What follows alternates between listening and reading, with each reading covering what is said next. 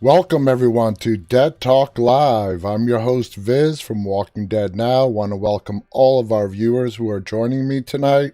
Hope you could spend the next hour here with us. If you're joining us for the first time and want more information about our show, please visit our website at deadtalklive.com. And as always, if you haven't already done so, please visit us on YouTube. Our channel's name is called Walking Dead Now. Please go ahead and subscribe. And if you're there right now, please go ahead and hit the thumbs up button on this broadcast. Want to welcome some of our viewers here tonight. We have Xanders, we have Khaleesi with us on YouTube, Singer Chick. Slacks is joining us here tonight as well. Lindsay Sparks is with us on Facebook. Skippy TV is with us on YouTube as well. Jessica is with us on Instagram.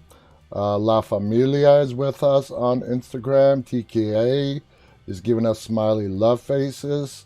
Welcome to all you guys. I hope you're enjoying your Thursday. It is Thursday evening.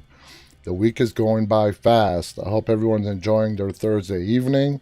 Reminder that tomorrow we do have Vincent Ward, who played Oscar in Season 3 of The Walking Dead. He's going to be our special live guest. It's going to be a great conversation. I definitely invite you guys to tune in tomorrow and don't miss that one. Misty Lowry's just joined us on Facebook, as has Sylvia. Hello, Sylvia. Thank you for joining us tonight. And also another guest announcement on October 27th, which is Tuesday. We are going to have Michael Abbott Jr. Now, Michael Abbott Jr. played Isaac in the Fear the Walking Dead Season 6 premiere that we just saw last weekend, which was by far the best Fear episode to date. Hands down, that Season 6 premiere was amazing. So he played Isaac. He was the one that saved Morgan. We find out later in the episode that he was bit. He's the one that brought Morgan back to help him get back to his wife, who was in labor at the time. They ended up, helping each other and taking out the bounty hunter. Morgan did go back to his killing ways, but like I mentioned on Monday, he's not the same killer Morgan that we have seen in the past. He's a lot wiser now. And in my opinion, it makes him a lot more dangerous. And Virginia definitely has something to be afraid of. So Isaac, played by Michael Abbott Jr., will be our guest on Tuesday, October 27th. And stay tuned, because we do have more guest announcements that we are going to be making in the days to come. So definitely stay tuned to our social media on Instagram, Facebook, Twitter, and YouTube. And the name is the same on all 4 platforms. It's Walking Dead Now. So let's see who else is with us here tonight. Like I said, Sylvia is joining us. Jeffrey is joining us from the Philippines on Facebook. Lisa is with us as well on Facebook, as is Kathy from my home city, well, state at least. She's from New York. Welcome, Kathy. Where in New York are you from? Sabina is also with us. Khaleesi writes he was off the charts. Speaking about that finale. Slacks wants to know, how do you guys feel about the world beyond so far? I'm loving it. I'm just fascinated. It makes me just keep coming back, week after week to see their progression and how these kids are going into a world that they have absolutely no idea of, and all the stuff that we know as viewers they're going to face, but them being the characters on the show have absolutely no idea what they are in store for. So I love World Beyond. I can't wait to see it. Javitor has just joined us on Instagram, giving us a thumbs up. Welcome to you guys. So let's see what we have as far as any news announcements today. Eugene has encountered the Commonwealth. Who are they? As readers of Robert Kirkman's original The Walking Dead comic books will know, the soldiers who apprehended Eugene's group in the season 10 finale belonged to the Commonwealth, the largest group to appear in the entire history of the main Walking Dead series. The soldiers in white are the Commonwealth's militarized police force, and their armor and weapons give some idea of their new community's extensive resources. And you know what? I got to mention this to you guys. When I first saw the pictures before I saw the Walking Dead finale of the stormtrooper outfits that these soldiers would have, I just glanced over it. I'm like, wow, this is something new. But when I saw the episode, and in those last few seconds where they surrounded Yumiko, Eugene, Ezekiel, and Princess, and I got a closer look at what they were wearing, to me, it looks like one of those laser tag type uniforms that they give out to people playing laser tag. It's not, I don't think it's bulletproof in any way, shape, or form, but it probably will protect you from head to toe against a walker bite, against the bite of a zombie. So, to me, that's what it reminded me of when I got a really closer look at it on the finale. It totally reminded me of something you would put on at like a laser tag arena. I don't know if anyone else thought of that as well, but that's what it reminded me of. So we'll see. Misty Lowry on Facebook writes, "Hello everyone, how's everyone doing? I've been looking on Netflix when the season 10. They told us it's coming out sometime this month on Netflix. They didn't give an exact date, but the month is half over. And as we get closer to the end of October, I would not be surprised if it's a Halloween release. October 31st. Wouldn't surprise me one bit if they release season 10 of The Walking Dead on Netflix on Halloween. That would actually be pretty cool. And it's only 2 weeks away. It's not that far away. CC Weezy writes, "I want to see the Stormtroopers versus the CRM guys in black." Those guys, and those CRM soldiers, their uniforms, that's no joke. I think the Commonwealth managed to put together some, stuff that will protect them from walkers. But those uniforms that the CRM soldiers wear is on an entirely different level. Yeah, the Commonwealth has 50,000 people. They've managed to build this community that we're going to find out about in the next season. But I think they are no match for the CRM. If the CRM wanted to, they can probably go in there and wipe out the entire 50,000 strong Commonwealth with very little effort.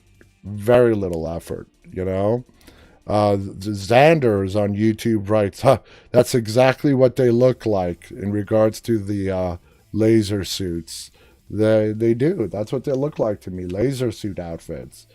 Anyway, it goes on to say that the matching white and red bloody armor is a stark contrast to the rudimentary metal plates of Hilltop and the Kingdom, where the soldiers' assault rifles, helpfully fitted for bayonets for silent zombie killing, represent a huge upgrade on Alexandria's scavenged mix-and-match arsenal of guns.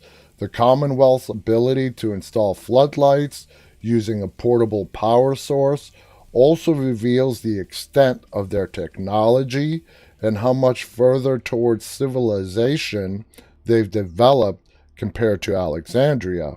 Can't argue with that one. The Commonwealth's brief introduction is entirely faithful to the comic books, from their pristine outfits to the aggressive hello. In Kirkman's story, the Commonwealth is a thriving, bustling community spread across a vast area and encompassing approximately 50,000 citizens. Aside from the military police, the people of the Commonwealth enjoy a host of conveniences from the old world, including shops and cafes, sports arenas, concerts, and a full judicial system. At the top of the three sits a governor who rules over the entire Commonwealth, and that is Pamela. Now, how does Stephanie relate to the Commonwealth? Stephanie is the voice that we've been hearing over the radio that Eugene has been talking to for this entire last season. After arriving at the train yard, Eugene was expecting to find Stephanie and a few of her companions. Instead, he gets a heavily armed soldier pointing a gun in his face. Given that The Walking Dead's track record, it's natural to assume that Stephanie has betrayed Eugene and exploited his barren love life to set up a trap. That's cold, man. Barren love life. I mean, it's true. It's still cold. That's cold. The confrontational manner in which the Commonwealth introduced themselves certainly suggests they didn't come to make friends. That's one way to look at it, or you can look at it as them being extremely cautious about this new group of people that they're about to meet. So who knows? In the comics, however, The Walking Dead's Commonwealth debut is more a shock and awe tactic to establish dominance. Although Eugene is Alexandria's resident DJ, the Commonwealth employs a team of workers to man their radio systems and reach out to other communities. One of these workers is Stephanie.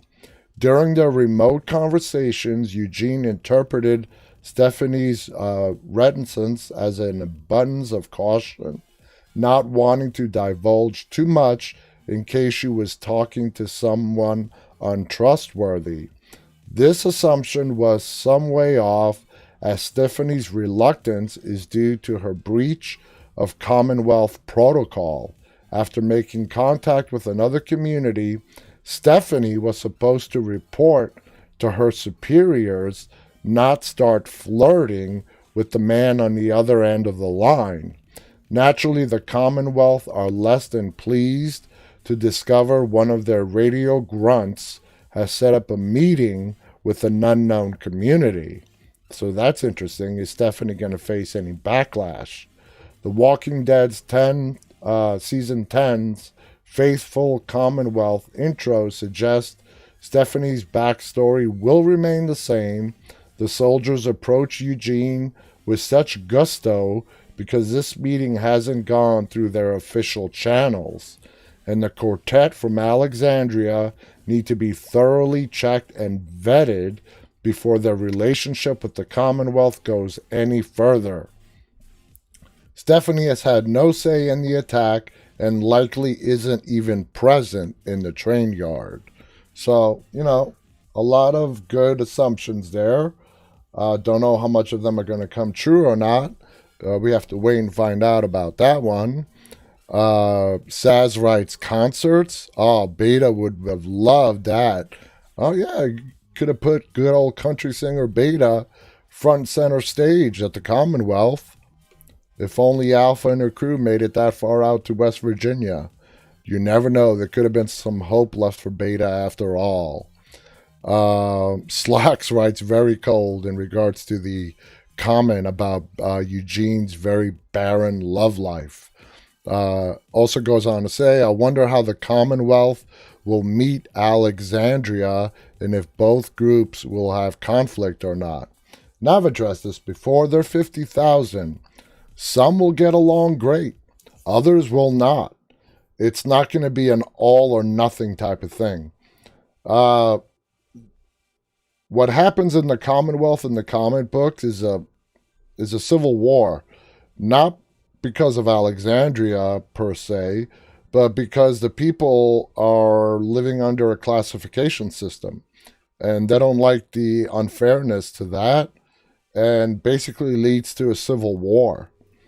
And it probably does get sparked with the introduction of our survivors meeting the Commonwealth. But yeah, some will get along, others will not.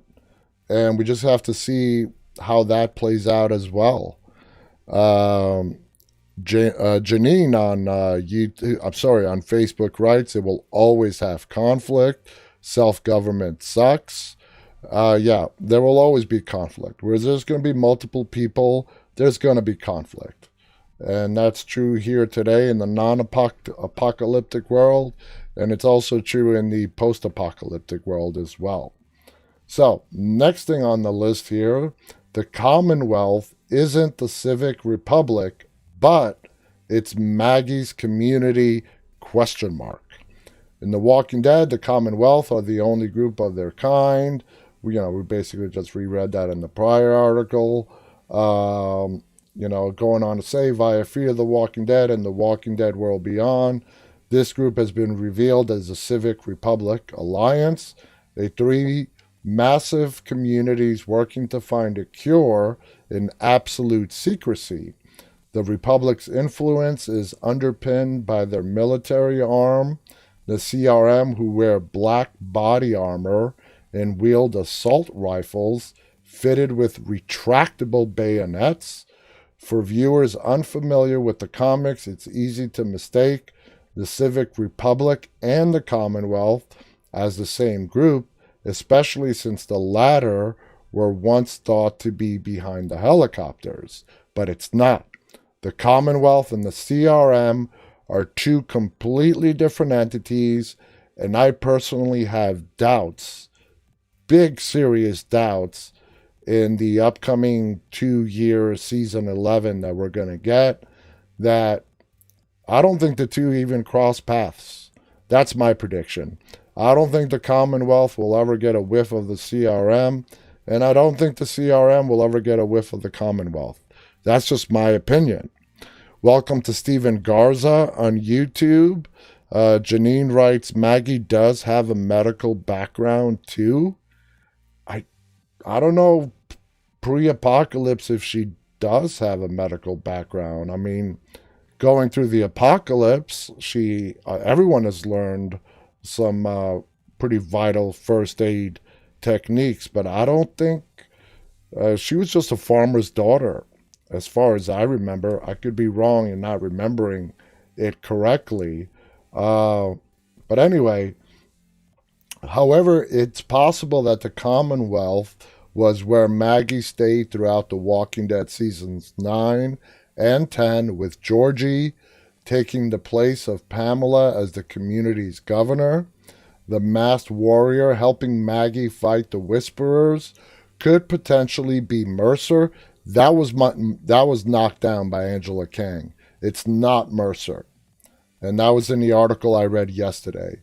Angela Kang came out and said, with no uncertainty, the masked ninja person who is with Maggie is not Mercer from the comic books. If Maggie had existing connections to the Commonwealth, their reaction to Eugene surely wouldn't have been so intimidating, which implies Georgie's community is an entirely separate entity, but with strong similarities between Georgie, Pamela, and the masked warrior / Mercer. Would The Walking Dead introduce two comparable communities in its final season? Why not? Now, the Commonwealth, friend or foe? Neither. Some friend, some foe. Like I said, it's too big. The Walking Dead season 10 finale doesn't exactly show the Commonwealth in a welcoming light, and the Whisperer's defeat paves the way for a new villain, strongly suggesting the Commonwealth will be bad guys in The Walking Dead season 11. No, not all of them. While it's possible that the AMC series will deviate from the comics and make the Commonwealth outwardly evil, the group operates within a morally gray area in the comic books. After a brash first impression, the Commonwealth's representatives are more welcoming towards Eugene and his friends once their intentions are established as genuine. compared to the Sanctuary or Woodbury, or Terminus for that matter. The Commonwealth is a bona fide utopia. The group don't attack other communities for supplies, nor do they kill their own people for dissension. Most residents of the Commonwealth exist happily and safely without fear, not forced to worry about food, shelter, or marauding undead creeping up from behind. Inevitably, however, the Commonwealth isn't all it's cracked up to be. Otherwise, The Walking Dead's final season would be rather dull. While the Commonwealth's lack of Negan's murderous swagger or the governor's sinister manipulation, the Commonwealth is rife with inequality. The vision of Rick Grimes was to build a democratic society where citizens were treated equally, but the Commonwealth harbors a chasm between social classes, and this doesn't necessarily sit well with Eugene. In the past seasons, the Walking Dead villains have been morally clear-cut, but the Commonwealth will force viewers to reassess their perspective on right and wrong in the zombie apocalypse. Just like I said, it's they are definitely unfair. If you were important in life before the world fell apart, you're going to be important in the Commonwealth. If you were not an important person before the apocalypse, you're not an important person in the Commonwealth. So that's the big sticking point. That is going to be what's going to cause a lot of tension with Eugene and everybody else from our communities when they do see what the Commonwealth is all about. So let's see. Singer Chick writes, Herschel was a veterinarian and she assisted him with his surgeries. All right, there you go. So, okay, I see where you're going now with Maggie's medical background. Extra Shots writes, I wonder if Negan took a shower after he sniffed his own boot. I don't know. Slacks writes, I wonder how Rick would have dealt with the Whisperers if he was there. Well, we know Rick. We knew Rick for 9 seasons. And we can pretty much sum up together how his reaction would have been. Would he have done a better job of disposing of them sooner? Probably not. Rick, as we all love him, he was not a perfect character, nowhere near. We've seen him make his share of very bad decisions throughout the years on The Walking Dead. So, I don't know. You would have handled him the same way they handled him without Rick. He would have probably tried to avoid conflict at first. And when conflict, comes knocking at his door and there's no way to avoid it, he would have fought back. He would have fought back just like Daryl, Carol, and the rest of them ended up doing because they were forced to. Alpha was not going to just let them be in peace. That was not going to happen. Welcome to Teresa on Facebook from South Mississippi. Amina is also joining us on YouTube. Grace is with us on Facebook. Hello, Grace, and welcome. So, here's an interesting thing, all right? This article says The Walking Dead Worlds Beyond Survival Training makes no sense. I got this. This should be interesting. With AMC's original The Walking Dead series coming to a close, its handful of offshoot shows are beginning to take the spotlight. Fear the Walking Dead is still going strong, recently kicking off its 6th season, and is no longer the only game in town when it comes to The Walking Dead spin-offs. The Walking Dead World Beyond is fresh on the TV scene and is already making waves as one of the most important additions to the canon in quite some time. It's very early into the show's tenure, but early reactions to it are giving off mixed signals at best. And per usual, fans are not afraid to voice their opinions and theories. While many viewers welcome World Beyond to the Walking Dead chronology, others are a little more hesitant to accept it. Discussions on Reddit about the show are especially enlightening on viewer attitudes, with many airing their skepticism over the inconsistent acting and the clunky dialogue, making it clear how they feel about what they've watched so far. At the same time, others are beginning to raise questions and make interesting points about things in this new corner of the Walking Dead universe that just don't quite add up. One such query applies to the Walking Dead Beyond's main group of kids and their apparent lack of survival training in the ongoing zombie apocalypse.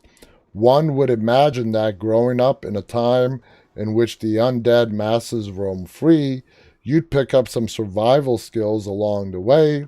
This isn't necessarily the case for the likes of Iris, and they put the wrong actress's name.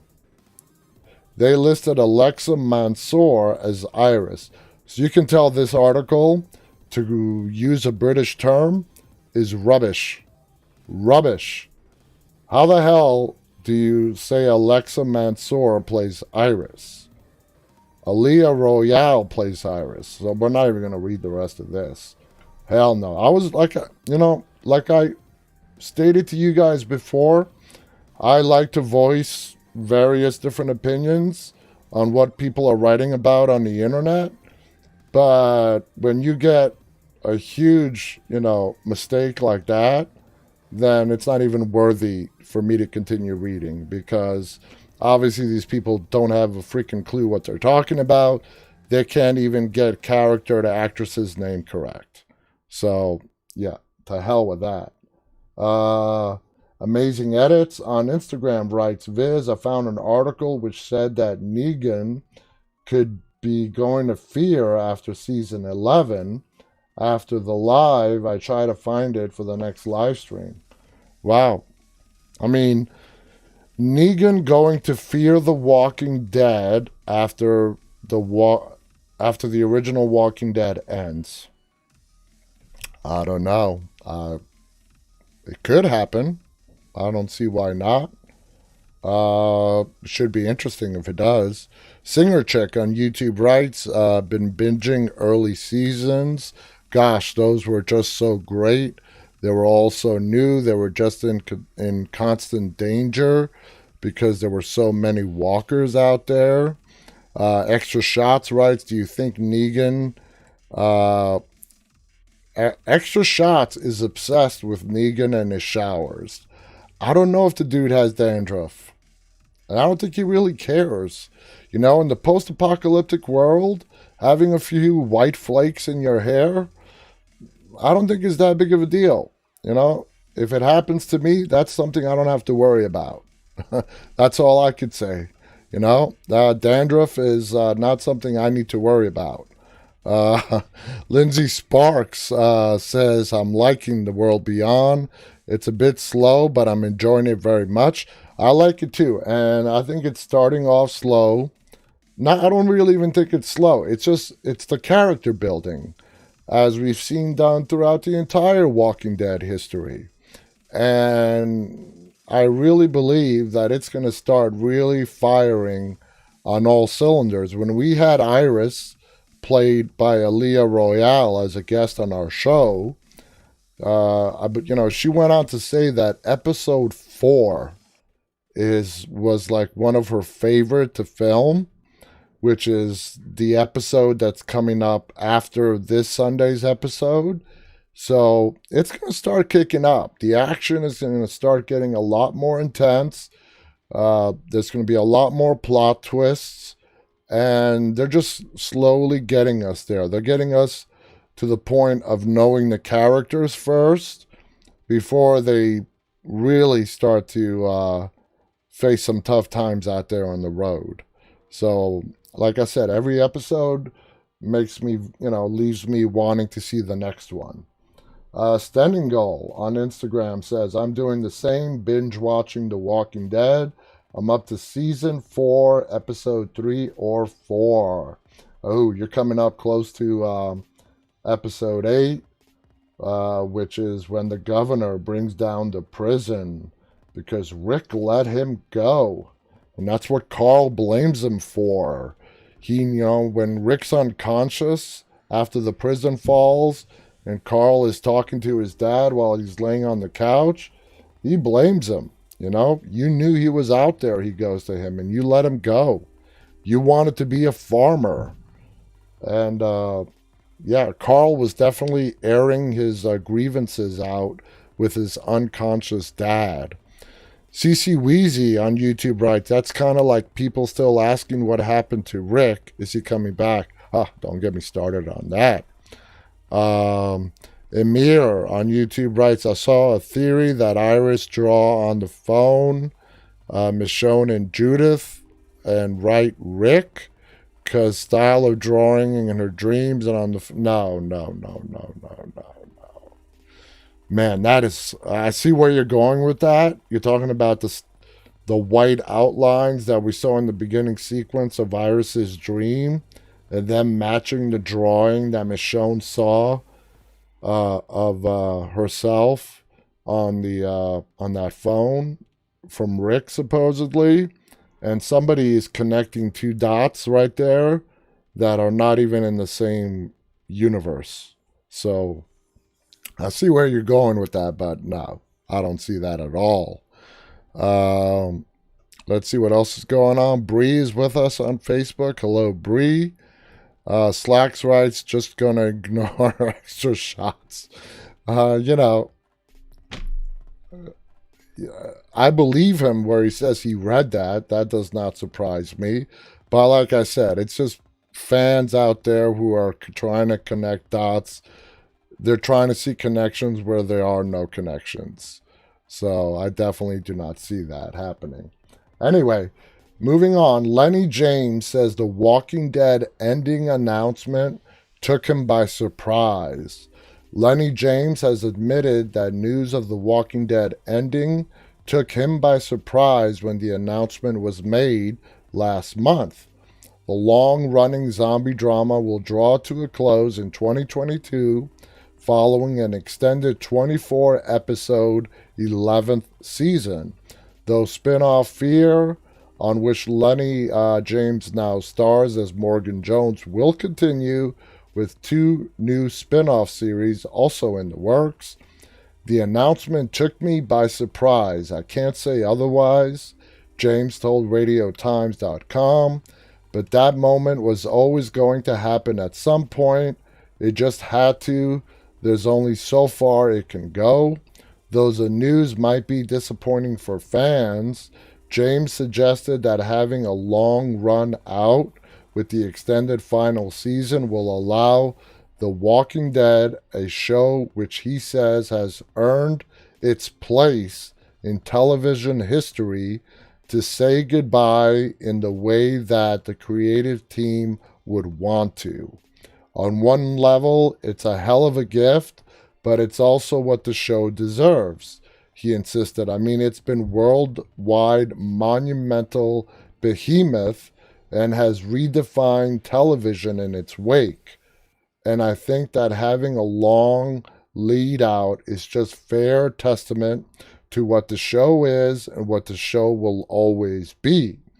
Alongside James's fear of The Walking Dead, a new anthology called Tales of the Walking Dead, and a spin-off focusing on the characters of Daryl and Carol are also being developed, alongside a series of movies featuring Andrew Lincoln's former Walking Dead lead, Rick Grimes.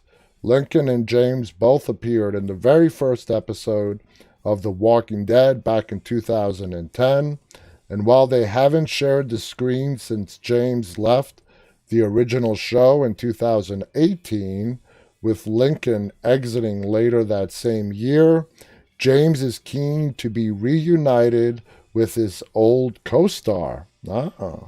Obviously, the answer to that question is yes. Whatever it happens, or not is up to the powers that be, he said. But there's talk of a Daryl Carroll spinoff, and there's also talk of Tales of the Walking Dead. So there's possibilities. We'll just have to wait and see. But to be back on the set with Andy in any shape or form on any show would be a day that I would certainly show up to work. So that just shows the mutual respect that Lenny James and Andrew Lincoln had for each other. And Lenny James is a real class act, as is Andrew Lincoln. They're both class acts, and they are the ones in that pilot episode that we got 10 years ago. It'll be exactly 10 years this Halloween, in 2 weeks. It's going to be the 10-year anniversary of when The Walking Dead hit the TV screens. And although I know a lot of our viewers who are watching this right now, when it came out 10 years ago, were too young to watch it live. And you guys became fans of the show as you grew up a little bit and binge watched all the way to where we are now. And it's great to see a whole brand new generation coming into the show and becoming such huge fans of the franchise as well. So definitely a good thing. Janstep is with us on YouTube.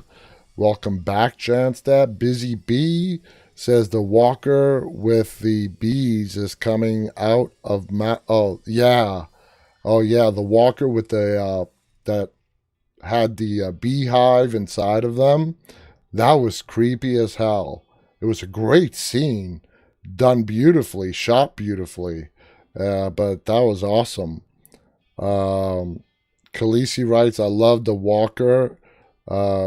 Very smart scene.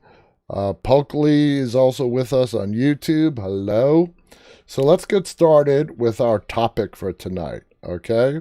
Tonight we are going to be talking about epic one-on-one combats on The Walking Dead. And what better place to start than between Rick and Tyrese at the prison in Season 4 when Tyrese finds out about Karen and David and sees their burnt bodies. If you remember, Tyrese and Karen were in a relationship. Karen got sick, and as we found out a little bit later on, it was Carol, where she thought she was doing the right thing, but in times that we have seen Carol do, kind of jumped the gun and basically killed 2 people who just had the flu. And she burnt their bodies in the courtyard in the back of the prison. Daryl and Carol tries to intervene to calm Tyrese, who is really seeing blood red. For a moment, it was looking like the fight could be one-sided, with Tyrese coming out on top. But Rick does get the upper hand, and it's Daryl who pulls him off of Tyrese. The fight was very intense, with Rick sporting split knuckles and left Tyrese bloodied and bruised on the ground. One of the rare instances where we actually see Rick Grimes without having to use any kind of underhanded tricks to come out on top in a one-on-one fist fight. A lot of the times, Rick used his mind, not just sheer brawn, as like Shane would. Shane could kick someone's ass with no problem. Rick was not the best one-on-one, hand-to-hand fighter. But he always was smarter than the people he was fighting, and that's why he almost always came out on top. Michonne had to come in and save him several times, the most notable one being with the governor. The governor was merely seconds away to choking the life right out of Rick until Michonne came in and stabbed the governor from the back. Lindsay Sparks on Facebook writes that was a good fight scene between Rick and Tyrese. CC Wheezy on YouTube writes, yep, you got the upper hand with Daryl holding Tyrese back. Next, we have Michonne versus the Governor in Season 3. This is where Michonne finds out about Penny, the Governor's zombie daughter. All hell breaks loose between those two the moment Michonne kills the Governor's undead daughter, Penny. From fists to kicks and wrestling on the floor, we also see the Governor smash Michonne's head through the aquarium containing the collection of walker heads. Much of the stunts were choreographed with the real actors, except for when the aquarium is pulled down by Michonne. According to a featurette, as the tank was made of real glass and was heavy, it was therefore too dangerous for Denai Guerrero, who played Michonne, to perform this stunt, so a stunt double took over. And just the sheer fact that they did a lot of those stunts on their own is a big bravo to them for that. Now back to the fight. The Governor looks to be gaining the upper hand when he has Michonne on the ground in a headlock and a chokehold. Michonne manages to reach out, break off a piece of glass from the smashed aquarium, and stab the Governor square in the eye. Just as Michonne is about to finish him off with her katana, Andrea walks into the room with a gun pointed at Michonne, and she puts herself between them. Again, not one of Andrea's brightest moves, and that's what plagued the character of Andrea on the TV show, and why she was not the fan favorite as opposed to the Andrea that we got to see in the comic books. Walani on YouTube writes, Michonne and the Governor fight, one of my favorite fight scenes. Slacks writes, Shane versus Rick was a brutal fight. Lindsay on Facebook writes, I was thinking of the fight between Morgan and Jesus. It was like a dance. It was amazing. That was an epic fight. So anyway, the next battle, it involves the Governor, and this time with Merle. As you can tell, the Governor was in a lot of, hand-to-hand fights. Having already taken some heavy blows by two of the Governor's men, Merle is then grabbed by the Governor and thrown to the ground. Even though Merle is down, he still manages to put in a good fight to get back on his feet. And this is where you see just how brutal the Governor is when he bites off two of Merle's fingers and spits them across the room. I mean, I've said this so many times. The Governor was just an evil son of a bitch. He was just pure evil. He was a psychopath. The fight is soon over when it appears that the Governor breaks or traps Merle's arm, then shoots him point blank in the torso and leaves him there to turn, who, of course, is found by his brother Daryl. And I think we all remember that scene very well. Now, next, Governor and Rick. When the prison falls, we discussed this. Michonne had to come in. The Governor kicked Rick's ass. There's no other way to put it. The Governor kicked Rick's ass. Rick was a goner. He would have been dead if Michonne had not stepped in and stabbed the Governor in the back. Rick would have been dead. The Governor got the upper hand. So that's not even a question that we can even ask ourselves. Hello to Ria on Facebook. Thank you for joining us. When it comes to that battle between Rick and the Governor, if it was not for Michonne, there is no doubt about it. Nobody here can question it. Rick Grimes would have died right then and there and halfway through season 4.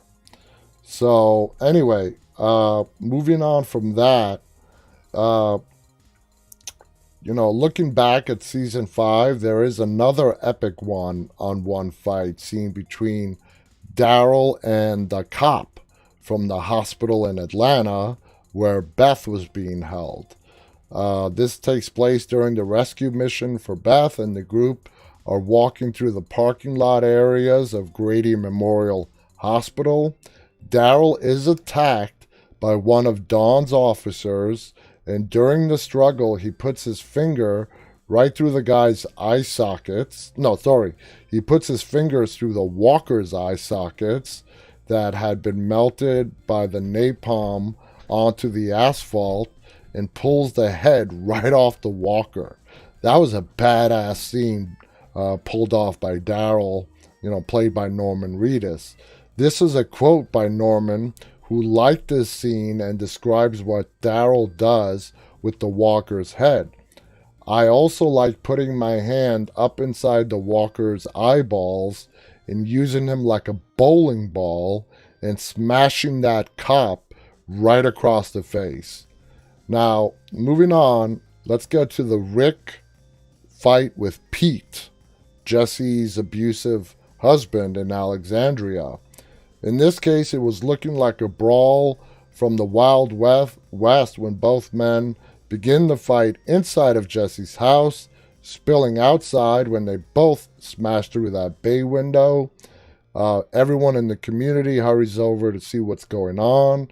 Jesse tries to pull Pete off of Rick, but she is backhanded by her husband before Rick gets the upper hand.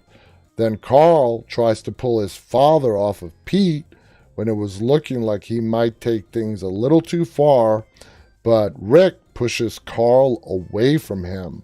That's the rage that Rick had inside himself for Pete. He hated him, and he had no problem killing him right then and there in front of everyone, to the point where when his son came over to try to break it up, I don't think Rick even knew it was Carl. He shoved him away as if he was some stranger. He just did not care.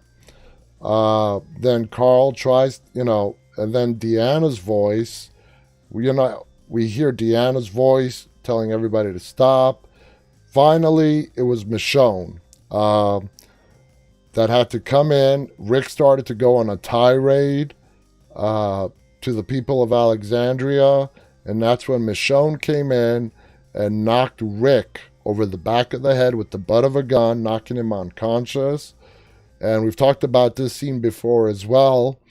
Denai, who plays Michonne, hit Andrew Lincoln a little too hard, where according to him, he actually did black out for a little bit because she whacked him over the head a little too hard with the butt of that gun. I don't know if you guys knew that or not. But we have talked about that in this show before. So how about the fight between Glenn and Nicholas? Okay, Stephen Yen and Michael Traynor, all right, in the woods. Although Glenn was ambushed and shot in the shoulder, he was still able to give it everything he had and did overpower Nicholas. Glenn could have killed Nicholas, but he did not. He couldn't do it because he still believed Nicholas could be redeemed.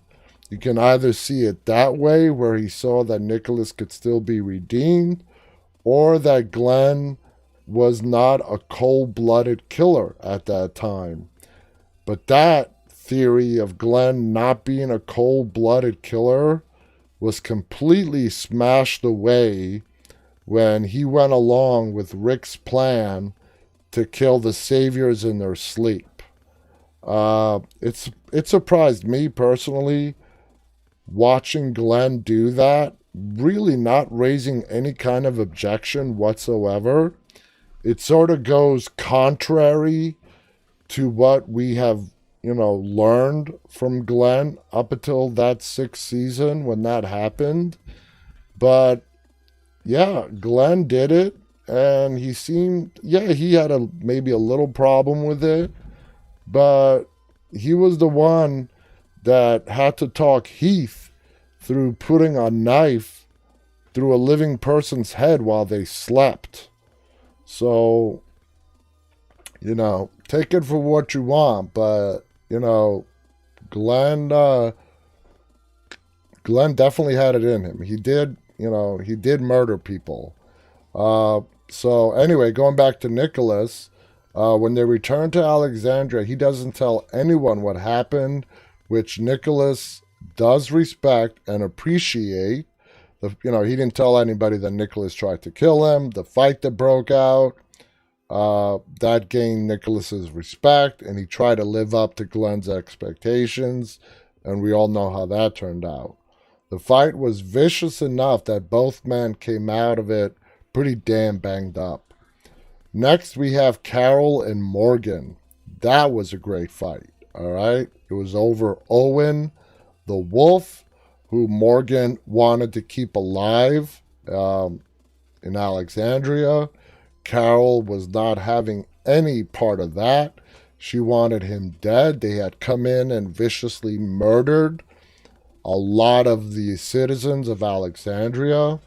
Both characters matched each other for skill and determination, but Morgan overpowered Carol by strength when he lifts her up and throws her to the ground, knocking her out. Owen then knocks out Morgan and takes Denise hostage. Now, another epic battle is Daryl and Richard. This is one that a lot of people forget about. This fight started when Richard was going to use Carol to make Ezekiel fight the Saviors.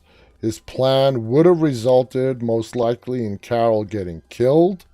And we all know how Daryl feels about Carol, so it came to no surprise that the two men went head to head.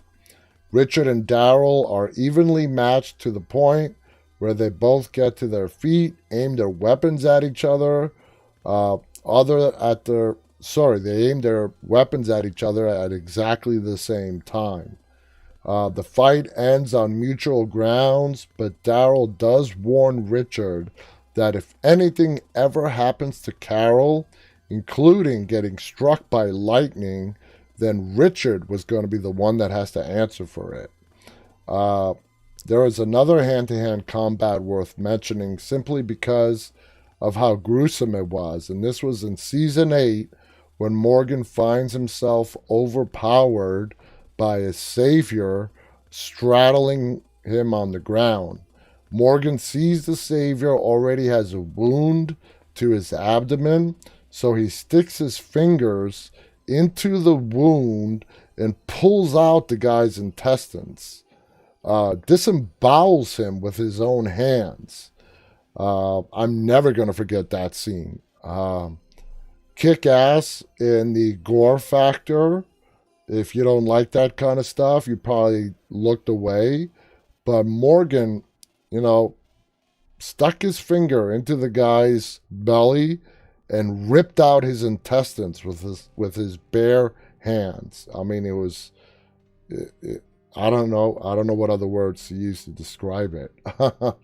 So next on the list is the fight between Michonne and Scavenger on the balcony when the Scavengers led by Jadis betrays Alexandria.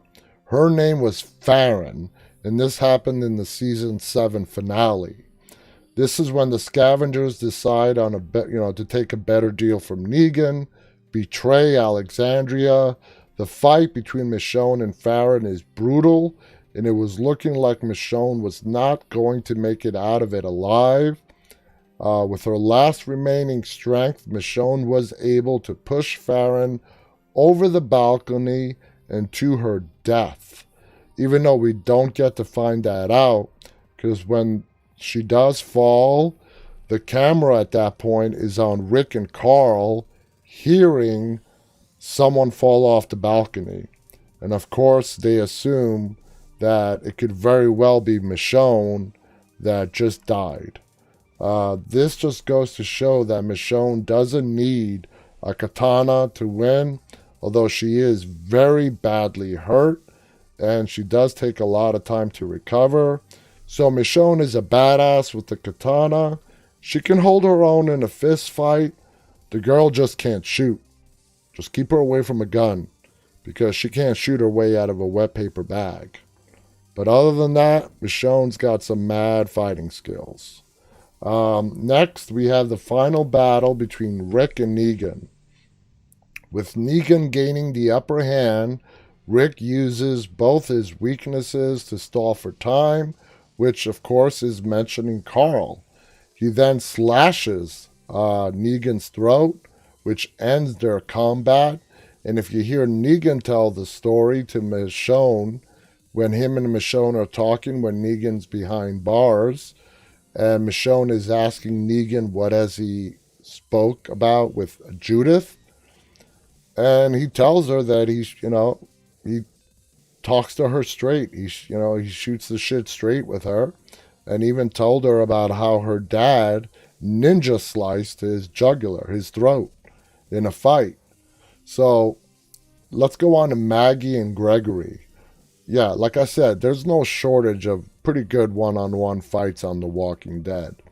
Maggie and Gregory, shortly after Maggie was ambushed by Earl, who was set up by Gregory, who, by the way, is going to be a guest on our show, played by Xander Berkeley. Gregory is going to be on our show here very soon.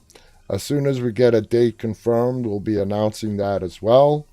Maggie finds herself in another fight for her life.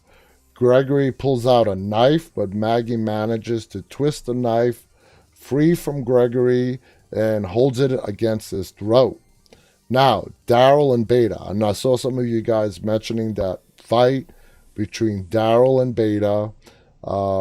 There's a lot of Daryl getting tossed around and slammed into the walls as he tries to use his two knives to cut into Beta. There were times when Beta had a chance to kill Daryl, but it looked like he was trying to get some information first. The combat does come to an end when Daryl manages to hide under a floorboard after he is hit through the wall and ends up in the other room. Beta tossed him around like a rag doll. That pretty much sums up that fight in a nutshell. This, like I said, gives him enough time.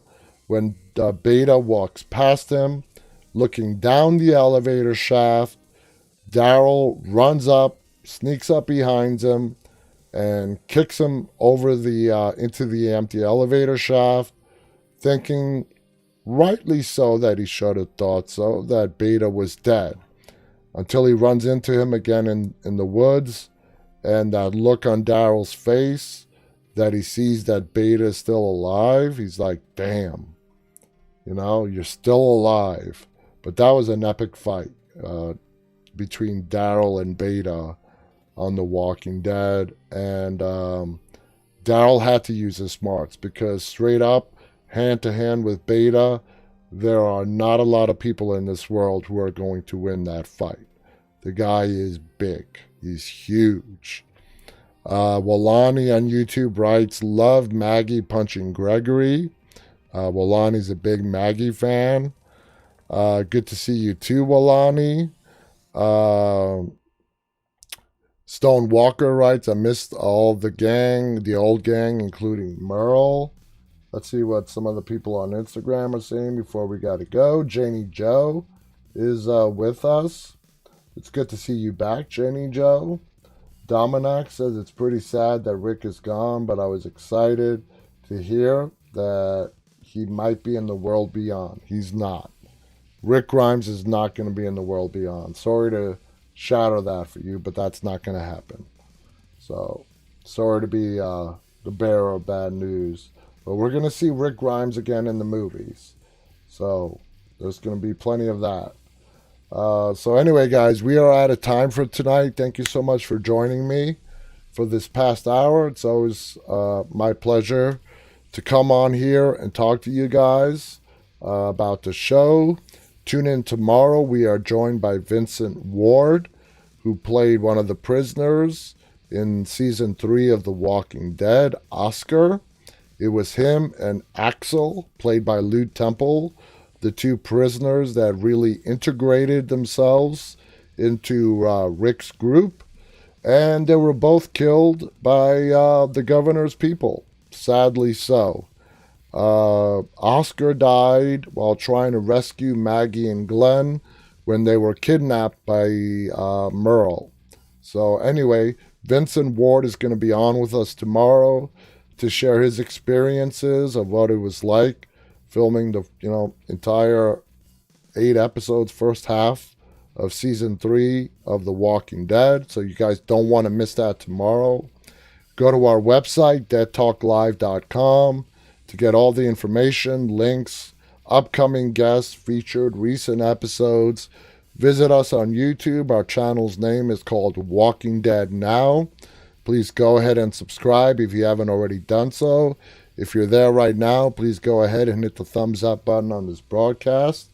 I'll be back again tomorrow night, guys. And until then, stay safe and always stay walking.